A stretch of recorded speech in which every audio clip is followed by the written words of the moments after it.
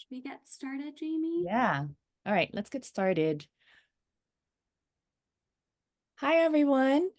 Thank you, BRIC, for having us.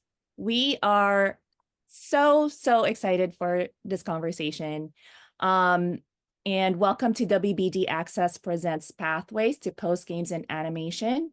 My name is Jamie Hernandez, and I'm part of the Warner Brothers Discovery Access team. I'm one of the program managers that oversee some of our talent development programs, and we are the talent development pillar within the WBD DEI team. I would also like to introduce our ASL interpreters, Kristen and Courtney. They'll be on spotlight throughout the hour. And I would also like to introduce my colleague, Caitlin. Hi, everyone. Good morning. I'm Caitlin Herring, and I work with Jamie on the WBD Access team, and I manage our pipeline programs for our scripted productions. We're really excited to have you all today and have some of our amazing alumni from some of our post-production pipeline programs here to share their career pathways. Pass it back to Jamie to talk about our team a little more. Yeah, so at Warner Brothers Discovery, we believe in authentic, meaningful connection to each other, to our culture, and to our consumer. That's why we empower fearless storytellers through best-in-class talent development programs, mentorship, placement opportunities, and industry exposure. WBD Access serves as a powerful conduit connecting underrepresented talent to our content and brands. So before we get started, we want to show you our reel that highlights WBD Access and some of the great programs we have to offer. Ready for the real work to begin? It's big, it's huge, it's enormous, you get me? Powerful. It's powerful. I'm so excited. We're gonna make everyone so proud. We will. At Warner Brothers Discovery, talent is at the heart of everything we do. Equity is so important. It's not about giving advantage to one group over another. It's about leveling the playing field. So every single person is able to access the same opportunities. That's what we want. Diverse voices and perspectives shape the stories we tell and the future of our industry. It's important that WBD supports diverse talent because that's going to be how we become successful in this industry. But developing and amplifying underrepresented talent means going beyond the aspirational. The better our stories are going to reflect the reality of what our world actually looks like. Because real creative inclusivity requires real action. Change has to be intentional. That's why WBD Access offers best-in-class development programs designed to create new opportunities and cultivate the next generation of fearless storytellers and artists. The WBD Access program is amazing. This program gives them the opportunity to be just ready for success. I've just felt so supported. I felt really supported. There's just this synergy, I think, that happens.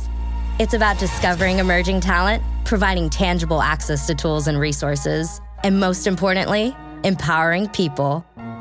Championing future leaders, storytellers, and artists. Like the playing field feels more level. Let's go, baby. Boom. This is about bridging gaps and providing a real, true path into this industry. Without it, I don't think I'd have a shot, genuinely. As part of the company's diversity, equity, and inclusion team, WBD Access reaches a wide scope of talent from all over the world. Whether you're in production, post-production, animation, or unscripted, our programs are here for you. To me, it's all about giving people a clear path towards a thing that they want to do. With ever-expanding global reach already across North America, Latin America, Asia Pacific, and Europe. What a gift. We are always looking forward to the next big idea, the next cultural moment, the next great story, and the next wave of talent. Talent like you. What is one word you would use to describe the program? Innovative. Nourishment. Magic.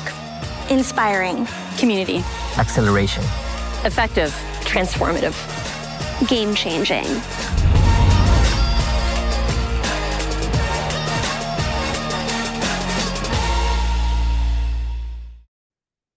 All right, so there's a little bit of a taste of what our team does. So with that, we're going to dive into our panel, and we just wanted to let everyone know if you have any questions during the panel, please put them into the Q&A box versus the chat box, and we will have time for questions at the end. And with that, I would love to introduce our moderator, Cynthia Kanner, who is the Senior Vice President of Post-Production at HBO. She is a huge supporter in all of our post-production pipeline programs, and we're very excited to have her here to moderate this panel. So with that, I'd like to pass it to Cynthia to introduce herself and the rest of the panel. Great. I am so excited to be here. I have had the lucky opportunity of working at HBO for quite a long time. And during that time, I've been involved in educational programs throughout almost the entire time. And in 2019, I realized we were all complaining about not having enough people in post. And I said, you know what, let's do something about that. And I was lucky enough that the person in charge of some of the programs hadn't spent all their money and I got to use it. And since then, we've been running 3 to 4, sometimes more, different training programs each year. So I'm really excited. This is something I care about. I love these programs. And I'd love to introduce all of our panelists who have gone through them. Would each of you tell us, as you introduce yourself, a little about yourself and the program you were a part of? And then after that, we'll get into things about, you know, how did you apply? What was the program like? How has it changed what you do now? So why don't we start with Angelica?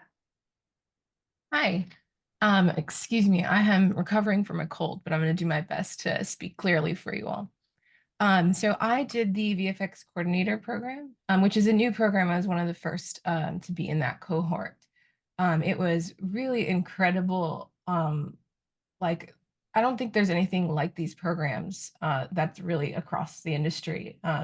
I got to meet not only peers and some people actually that had a lot more experience, but we were all kind of wanting to learn what we could about VFX coordinating. We did a few field trips. We had class, I think it was twice a week, and we developed these relationships not only with our classmates, but with the mentors, and I consider them friends now after having graduated. It's really a great program. A little bit about myself. I've been trying to work in the industry for some time now. I did go to film school, and I've always had the aspiration to be in the industry, particularly post-production. So this was part of me really making that come to fruition, and Cynthia and everyone involved really just has given me the opportunity to pursue this dream of mine. Thank you. Gautam, why don't we go to you next? Yes. Hi, everyone. My name is Gautam, and I'm a post supervisor, formerly a post coordinator at Story Syndicate. And I went through the post coordinator training and the post supervisor training program.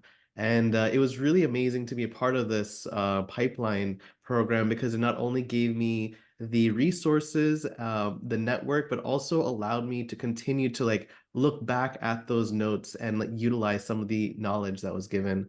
I'm really happy to be a part of this panel and looking forward to sharing more. And Gautam, will you say a little bit about what you were doing before you started the panel? Yeah, absolutely. So interestingly enough, I was actually in production for over 8 years, and I decided to shift into post-production during COVID once I realized that the landscape was changing. And it was really serendipitous, the timing, because it worked out seamlessly that I went in from line producing a short film into post coordinating on Alan versus Pharaoh. Thanks to you, actually, Cynthia. Alexis, do you want to tell us about what you did before you started your course and what you're doing now? Yeah, hello, I'm Alexis, and I was a part of the audio stream for the Rocksteady Games Academy program in London. Prior to doing the program, I was an audio technician, so that was in recording studios and live sound spaces. I'd been a graduate for roughly a year. I did the program from October 2022 to March 23, and then pretty much landed straight into my first industry role as a sound designer. That's at Cloud Imperium Games, and I'm working across 2 projects, which are Squadron 42 and Star Citizen. Yeah. Fantastic. Chris, will you introduce yourself and tell us about your project and your class? Yeah, thank you so much for having me. I was part of the WBD Access animated shorts program. That was, I believe it was started around 2 years ago. We were part of the Only You shorts program that is now airing on HBO. Our short was Burning Rubber, about it was an anime about the sport of handball. I and my business, we've been animating for 10 plus years now. We're an animation studio that was based out of Brooklyn, New York. Now we are in LA, and had a whole bunch of opportunities that came to us from Hollywood after this program. So it's been a really eye-opening experience. It was very wonderful. Wonderful. So this I'm going to throw open to all of you and just sort of ask the same, again, general question. How did you find out about the program, and what was the application process like? I can start. I actually bumped into an old colleague on the New York subway system from Ithaca College, and she had mentioned that she was working at RealWorks and that they were doing some really great programs for teenagers. And I was actually curious, giving a talk, and it just so serendipitously again happened that the program was open. And when I saw that this new program existed, I very quickly gravitated towards the post side, seeing how production was affected during COVID. It was also really great that there was a very rigorous interview process. Never have I had 3 or 4 rounds of interviews. I'm sure you guys can attest to it. We had a budget making interview. We had interviews where we actually had to pre-record ourselves doing tasks. So that was really amazing to whittle 100 plus applicants down to 15 people and really have the cream of the crop participate in this program.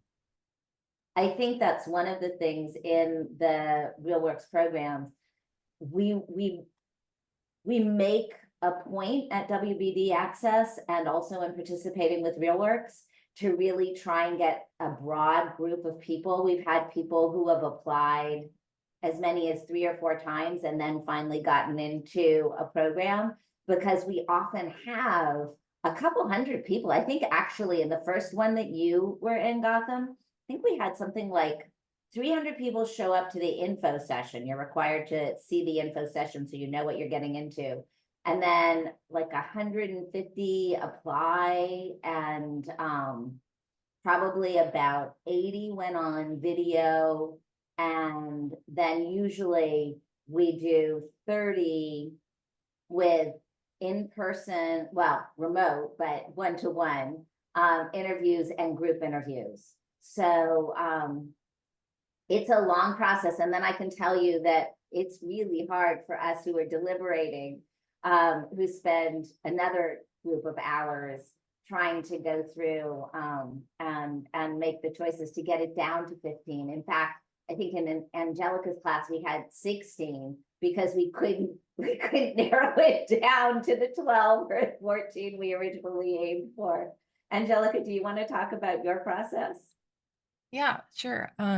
It was actually a similar scenario where I had to apply a few times before I got in, not necessarily to the VFX program, but I was persistent, and I, improved my application. And when I got to the various stages, I was really impressed. I knew that this was an opportunity that was going to go to the right people. So that also encouraged me when I was accepted, but that, encouraged me also to inform all the people around me that are interested in learning. And I'm very much a fan, and I try to get more people to know about it if I can.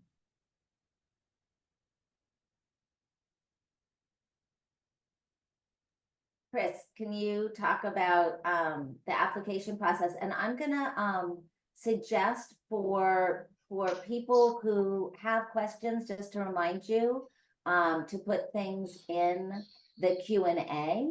I'm seeing some things pop up in the chat that we can probably address in the Q&A, but we'll make sure we try and leave at least a few, 10-15 minutes at the end for Q&A. Yeah, so a little bit about the process. It was definitely surprising.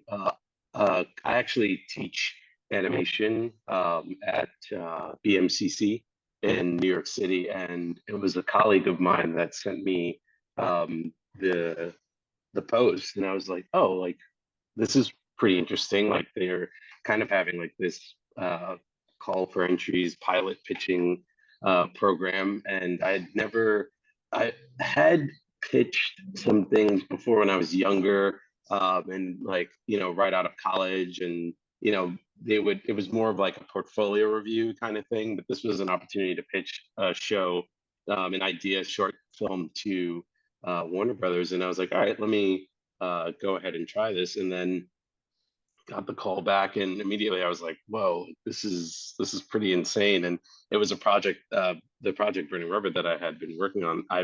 I had started it as a online comic before, and so I had kind of dabbled into doing my own episodic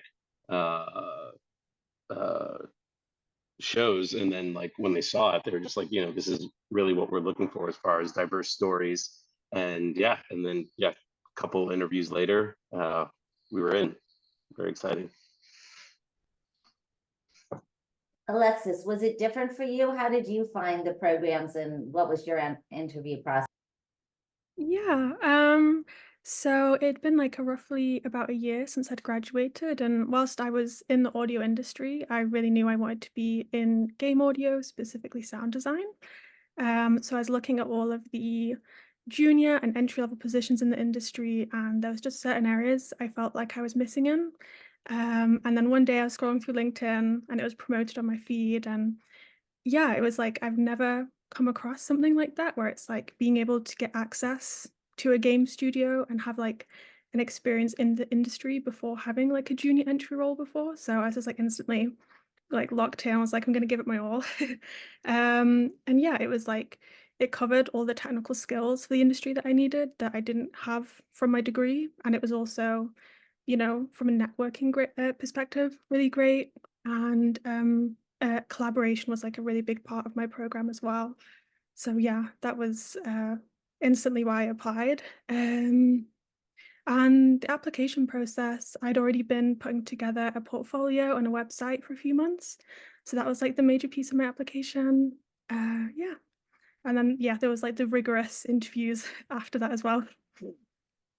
I think it's one of those things that we have a lot of people who want to join, and so there are a lot of interviews, but coming out of it, one of the things I've heard again and again from the students who've graduated out of the programs is what a strong cohort they've become. Can you talk a little bit about what it was like to be in the class, and what it was like to go through this with a group of people? And did you create a support network, or how did you work together? And I think, Chris, yours may be a little bit different in your process, but because you weren't in such a classroom setting. But if you each would talk a moment about that. Let's start with you, Alexis. Yeah, so the way the Rocksteady Games Academy was structured is that it was 3 evenings a week over Zoom. So one day was music business, and then one day was like discipline specific. So I was audio.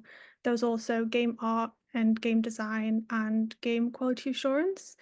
And then we also had a live project class. So it was really great we had a whole understanding of the whole industry pipeline. And then we had like a discipline specific group where we would work on like audio specific projects, and we would all help each other out and like send each other audio files and give each other feedback in that way. And then for the live project, we were put in teams, so teams of 4 with audio, design, art, and QA.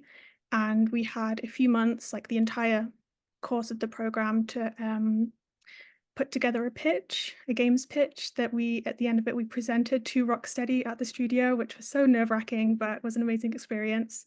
Yeah, and then we also had multiple boot camp weekends where we all got together at Rocksteady in London, And it was just like these really like amazing intense weekends where we would just like build these projects together, but then we'd have like discipline specific days. So I got like a day in the recording studio with the audio team, which was just like the best thing ever. And we just asked them so many questions. And yeah, and now we're still, it allowed there was that time to like really build connections. So like, we still have group chats going and Discord servers going. It's really nice. Gotham, how is it in your groups? Yeah, actually, I think that's the one thing I love the most about this program is the cohort kind of turns into a community of like peers that you go to for projects or like Alexis had mentioned, like there's a lot of group chats that we have just like meet up or talk about, some ADR studio that we're looking for. So like having that group of friends is super, super important in this industry. And so I really, really value that. I think the other thing that I really loved is that we used to have breakout rooms where we would do collaborative tasks like creating budgets, schedules, and hearing other people's perspectives and how they go about approaching that task. And actually having that like physical task to do as a group, I think it was really nice because not only did we get to learn something by doing, but we also learned the many ways of approaching it. So these were just like some of the few invaluable things that I took away. And I really, I always push any PAs or anyone that's looking to go into post to apply for these programs because this kind of gives you that hands-on experience that they're looking for. Angelica? Yeah, we as a cohort were generally around the same age and all were in LA for our program. So it was really great. It gave us an excuse to go out. It was kind of in the midst of the strikes. So we wanted that excuse to meet up and we really connected on those days that our classes weren't virtual. And we had, just this camaraderie between each other. We definitely asked for help and all of us were leaders. So there was that initiating going on and we've stayed connected. And even further beyond our cohort, I've met plenty of other cohorts now or members from other cohorts and it becomes this point of connection and we stay in touch and yeah, it just breeds this community. Chris? Yeah, the program was wonderful in bringing often I feel like animators are very like introverted and kind of like hermits, but we kind of came all together similar like this on Zoom calls and it was very, very fun. We were each paired with a mentor who had experience in the development of short films. So that experience I thought was invaluable, getting to see how Warner Brothers actually took an idea to airing it. It was very, very awesome. And then also BRIC, we had like specific classes that kind of taught us about storytelling and pitching and kind of branding ourselves. So I thought that that was, also, invaluable and just great for all of us to learn and share and really help us develop our ideas and our stories. And about how long were your classes? Because I imagine that these varied a little bit from group to group. And Gautam, I know you went through two of them, one and the coordinator and then worked a bit and then went on and did the post super. Yeah, the classes were about 2 to 3 hours and they were between like 10+ weeks, depending on the program. And it was very intensive, I must say, because they were like night classes. So you'd just come back from like doing work, but the learning that happened in those hours and the conversations that were had were amazing. And over the weekends, we would sometimes even have like you could say office hours where we would have like 1 or 2 hours where Kendall or one of the instructors would be available on Zoom and some other students would come on and we would have some discussions about previous week's course. And I think that was something that I really enjoyed along with the guest speakers.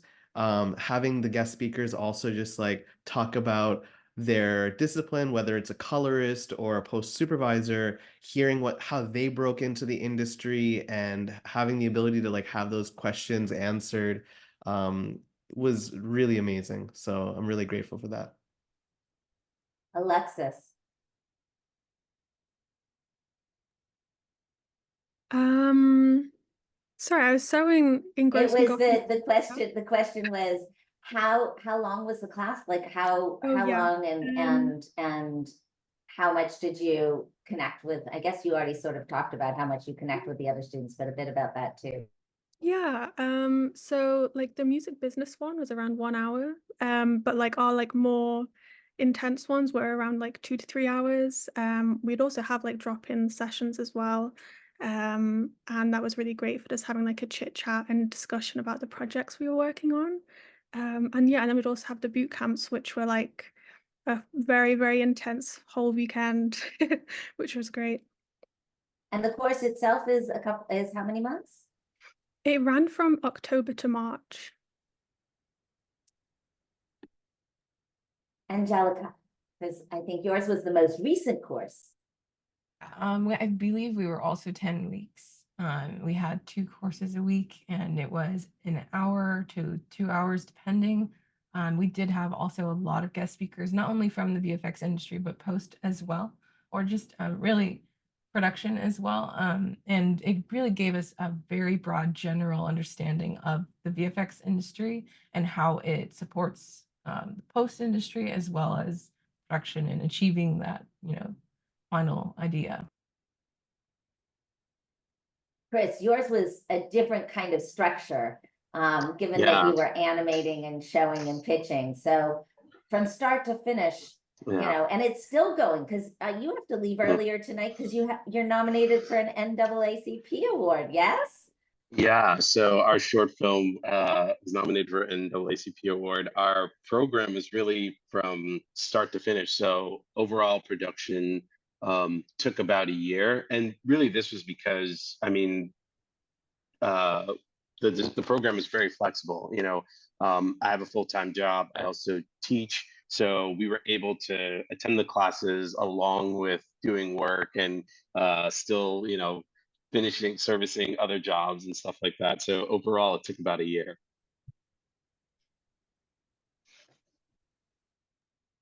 I think one of the things that you have all brought up that's really important is this idea of creating relationships with mentors and being connected.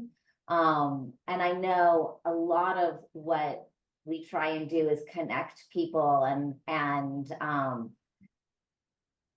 coming out of all of these programs, people have gotten jobs. And Gautam, you mentioned in the beginning that you started at Allen versus Farrow. How has that worked? And Alexis, you got a job. Was that from meeting a mentor through the program, connected? How did that work as far as real work coming out of the program? Yeah, so during the program, my mentor was this amazing person called Marcia, who I just can't speak highly of enough. She's amazing. And I'd have weekly one-to-ones with her, and it was basically like, it could be like a simple chit chat about career goals, or it could be like, I've written this cover letter, like, please give me your thoughts and opinions. And she was really the one that gave me the push to apply for the job that I'm currently in. I showed her the job listing and I was like, oh, I don't think I'll get it. I don't think I'll apply. And then she was like, no, like, please do. So she was the one that really gave me the confidence to apply. And she also gave me an amazing reference, which was really, really nice. She knew some people at the studio in the diversity department, diversity and inclusion department. So yeah, through that connection, it helped me. So I got an interview. I finished the program like on a Wednesday, and then on the Monday I started at my job. So it was like a very quick turnaround. So yeah, I got the job offer like the last month or so of the program. So it was really great and very, very like a fun, in the interview they were asking loads of questions about it because I'd never heard of an opportunity like it. So yeah, it was a really big part of it. That's fantastic. Gautam, do you want to talk about your transition? Absolutely. So it was really great that my mentor Kendall and Christine later on in the post supervisor training program both were advocating for me for a lot of jobs and always like sending me job postings. And it just so happened so that when I had graduated from the post coordinator training program, that there was a graduation ceremony where you get to like meet and interact with a lot of people in the industry. And that's like one of the most coveted events from this entire thing is when you actually get to interact with other post supervisors or people who are looking to hire young talent. And that's actually where I got connected to HBO for the Allen versus Pharaoh. And I think I graduated like a few days prior to Christmas Eve. And on Christmas Eve, I got my job letter and just started into the new year. So that was an amazing experience.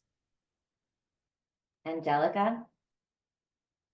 Yes, so in the scripted realm, a lot of people end up having to take a step back in order to start to enter the scripted industry. So in particular, there isn't a lot of people that are willing to be a PA when they've had experience in a higher up role. So I came in as a PA on it was last season, it was found season 1. And I really did everything that I could to demonstrate that I wanted to be there and where I was at, even if it was as a PA. And so my higher ups recognized that, and there really is a hunger for people that want to do the work. It's a matter of connecting with those people and finding them. And so in that circle, I heard about the access programs from other graduates. And so I applied and I really pursued it. And it eventually became a point of demonstrating to my team that I was really committed and that I could learn more and wanted to do more. So that eventually led to my promotion. And so this season, on season 2 of Found, I am the post coordinator. So very much so, this program has helped me to facilitate advancing in my career.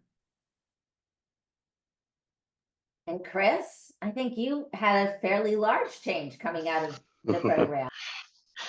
Yeah, so we had been doing a lot of like agency work before, still working with like big clients, did some work with Netflix and Hulu, but after the premiere, which we had a premiere in LA and we got to show it to basically a lot of like studio execs and other like talent agencies, literary agencies.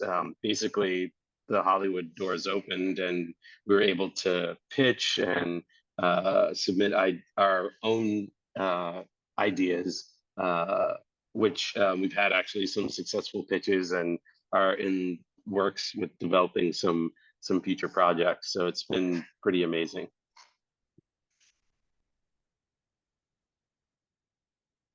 Yeah, it's I believe I was at that premiere. It was pretty great. It was at CAA in their gorgeous screening room. Not bad. Yeah, beautiful. Very beautiful. Do we want to go ahead and show the trailer from Burning Rubber? Yes. And everybody can see how that it's a really great show. So let's show that for a moment and then we'll come back to questions. Hey, yo! We at the first ever Burning Rubber Coney Island Opens. Who's gonna step up and take these stacks? Nuh-uh. Doesn't have the money for the past 2 months worth about all this wall ball shit. Hold up. What is this? Wait, sis, please!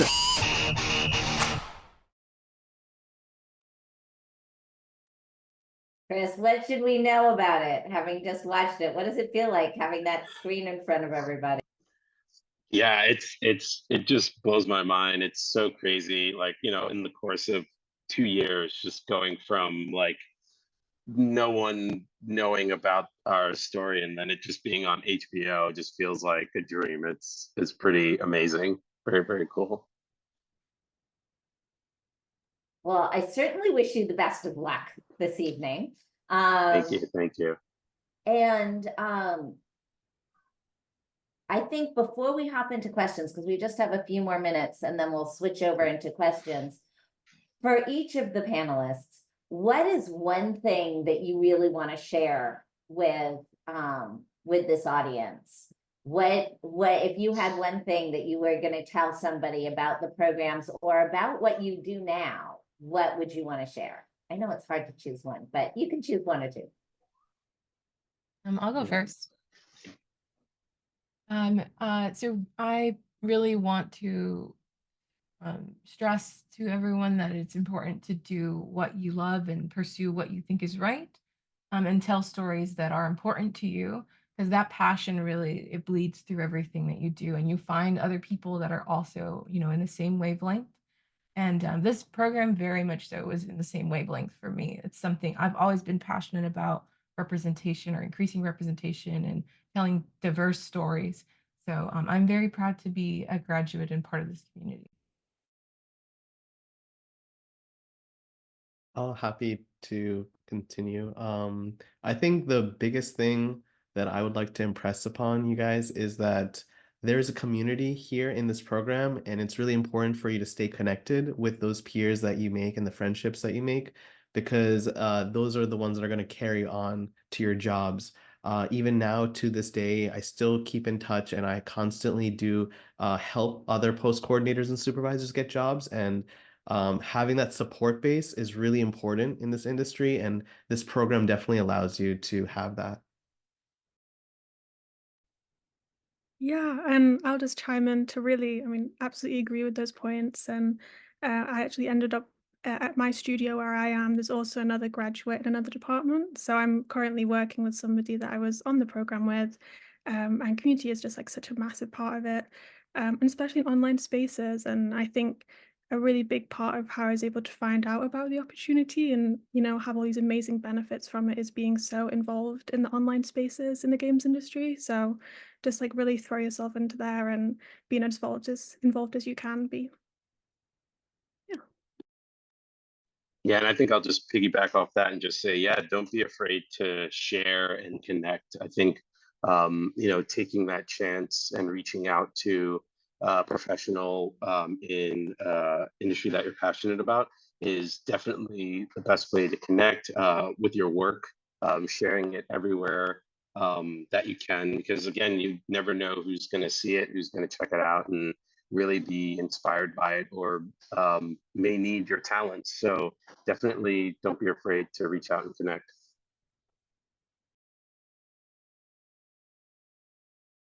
With that, I'm going to suggest we open up to some questions. So if you have questions, please put them in the Q&A. We've got almost 130 people on this Zoom, so I imagine there are a lot of questions out there. I saw some floating around. I want to give a big shout out as we start to BRIC for creating a space for everyone to come together. For those of you who were at the panels yesterday, they were amazing, and it was an incredibly well organized session. And actually there were a lot of students there. I had a couple of students in my breakout groups, which was really great to hear their perspectives. So not just industry execs and hiring managers. And I think one of the things that's really important about all of this is, connecting and the support that you get from the programs. We at WBD do a lot to try and make sure that our alumni are supported, and that when we are looking to hire people, that we're looking at people coming out of our programs. But I'll be one of the first people to say, if I can't hire somebody on one of my shows as a, senior post exec at HBO, I'm looking to help them get hired wherever they can get hired. I want people in our programs to succeed, and it doesn't just have to be with us. In fact, the program we do with the National Film and Television School in London is co-sponsored by Netflix and Amazon now. I started it, and it's like the night before we were announcing it, Netflix called up and said, yeah, can we do that too? And then Amazon joined us about a year ago. And so we are all looking to help create the next generation of leaders in our businesses. So please do take a look. And again, thank you, BRIC, for having us.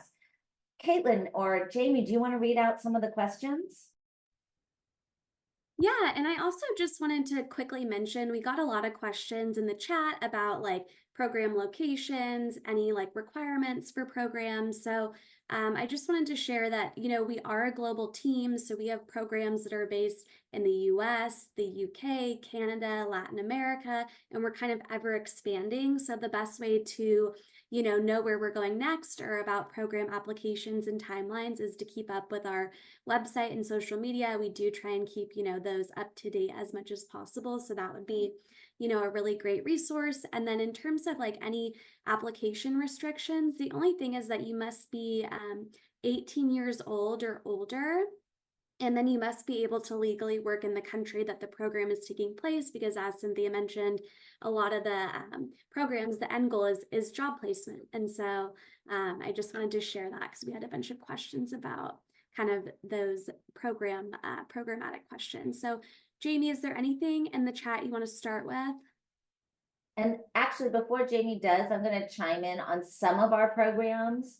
It is actually as specific as we're asking you to be in LA or New York, but that's not true of all of the programs.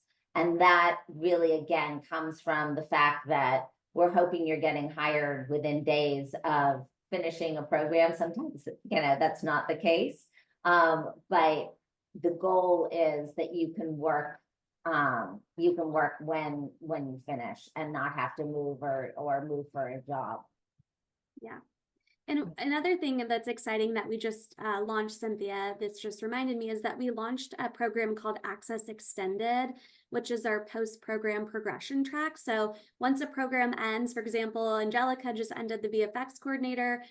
She's not, she's going to keep hearing from us. She's invited to join that post-program track, and we have quarterly newsletters, networking events, learning opportunities. So we really do want to stay in touch and continue building the community across all of our program participants. And so we have some exciting in-person meetups this year. So we'll hopefully get to see all 4 of you at some point, and Cynthia as well. And Jamie, I'll toss it to you for a question. Yeah, a question came in about the one-on-ones. So for those of you who had one-on-one mentorship, how long did that usually last? Yeah, I don't mind starting. So the weekly meetings were quite casual. They were about 20 minutes long. They could be longer if you needed them to be, but it was kind of set on the expectation they'll be 20 minutes. And I still keep in contact with my mentor now. I'll email her every now and then, and if I've got something I want to chat to her about, we'll meet up for a coffee and have a good chat. So yeah, that's how it's worked for me. It was very similar for me as well. We had the office hours as a way for you to kind of have that mentorship. But Kendall and a lot of the other instructors were very gracious with their time. So I still continue to have my like monthly call, just checking in with them and just, hearing what they're up to. Even in my cohort, we had classes, but our professors or instructors were available for one-on-ones, and they always made that very clear to us. Yeah, same here. Yeah, mentorship is still going on today.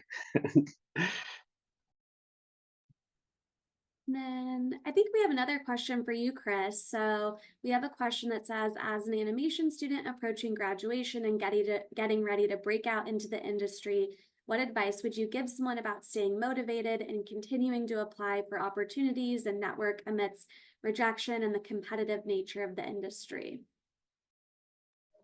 Yeah, I would say what I tell my students now is that, social media exists and your access to the programs and software to create content is available to you now. So I would say, get on telling as many stories as possible and sharing your work with the world. Like, get yourself out there and practice kind of telling your stories so that when the opportunity comes, you can feel knowledgeable and ready, that you have some experience in telling your own stories, and that studios like Warner Brothers or anywhere will be excited to work with you based off of your experience, and to show that you have an initiative of expressing yourself and sharing your work, and that you can get it done.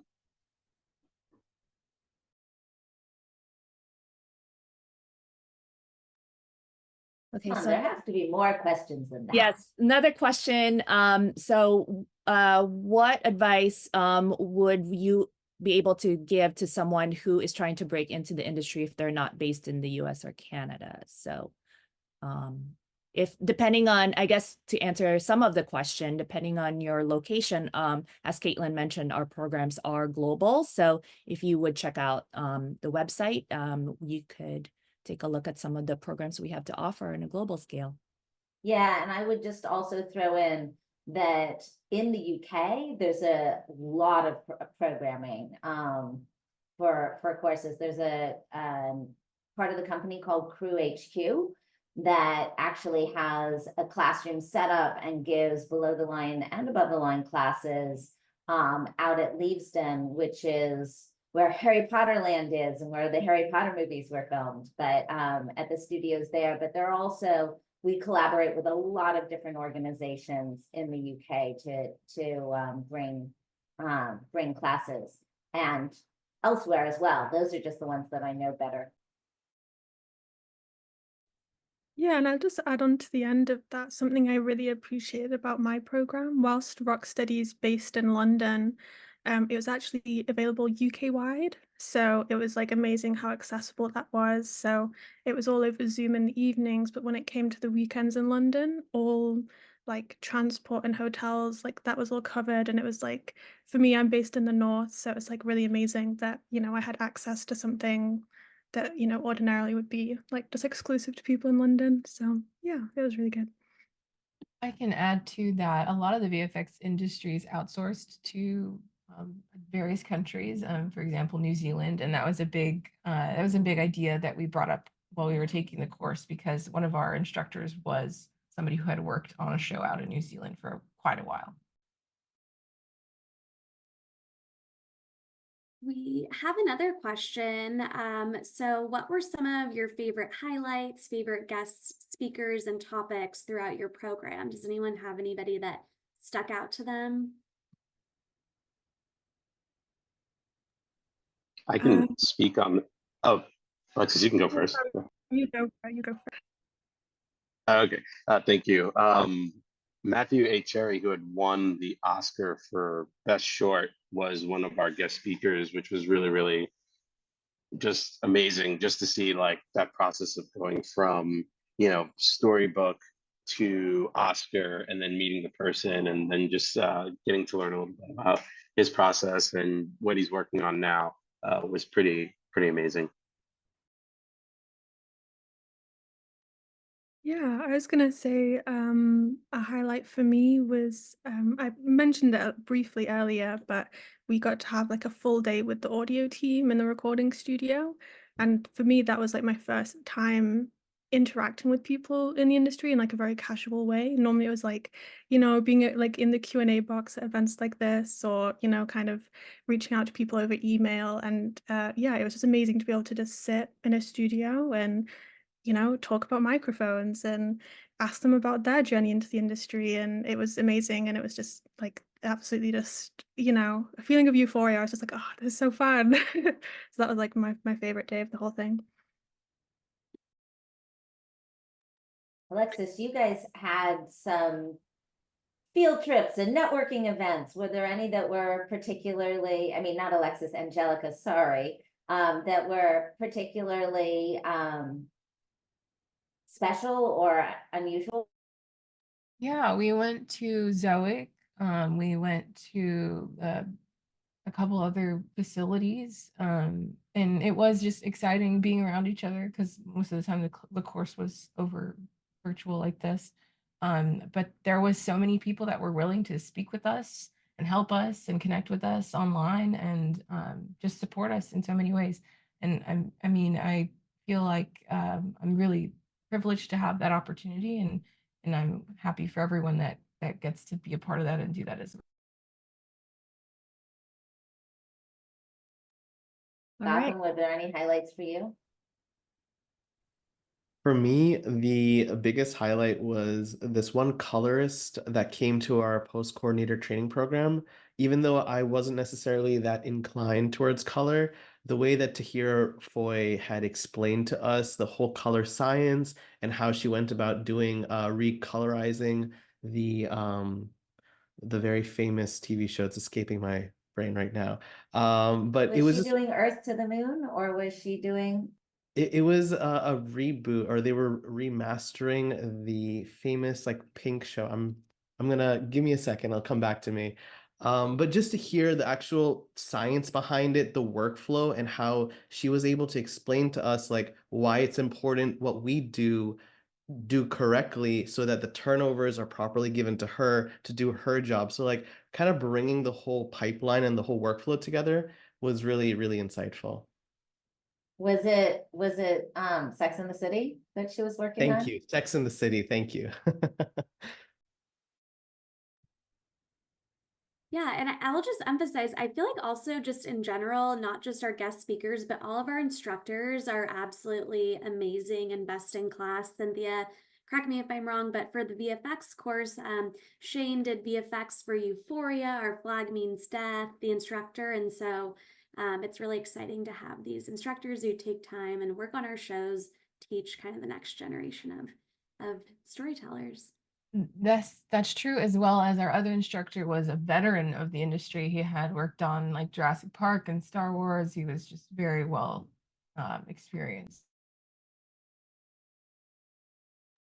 Yeah, it's one of the things that we spend time wanting to make sure that the people who are teaching the classes are experienced. And I think every class pretty much has a lot of guest lecturers from the industry, because even if someone's an expert, you want to hear from different points of view, and you want to hear how different people do it, because it's so important that not everyone, just as not everyone gets to where they're going in the same path, not everyone thinks the same way. And I think that's really true for how we accept students as well. It's really important to me that we accept students from not just different ethnic backgrounds or different gender, ability, location, economic backgrounds, but also ages and experiences. And so one of the things that was really funny that I noticed when I was at one of our receptions, 3 or 4 people came up to me and said, I didn't think you'd accept somebody who was as old as I am. And it was really interesting to me because, frankly, sometimes it's easier to take someone who's in their 40s and 50s into a program because they've already done a lot. They've got all the soft skills. We just need to teach them that specific industry. So we've had people who were the head of the prop department do our post coordinator program. We've had producers from reality television come and do our post super program. I mean, we've had just all different people. We've had accountants and I think I had a salesperson from who had most of her experience was working in stores come do the programs. So, it's really important that if this is something that is interesting to you and that you're passionate about, that you apply. And even if you don't get in on the first application, that you keep applying. Yes, we definitely encourage applicants to keep trying their applications. Just because you don't get in 1 year doesn't necessarily mean you will not be accepted in the next year. So please keep trying.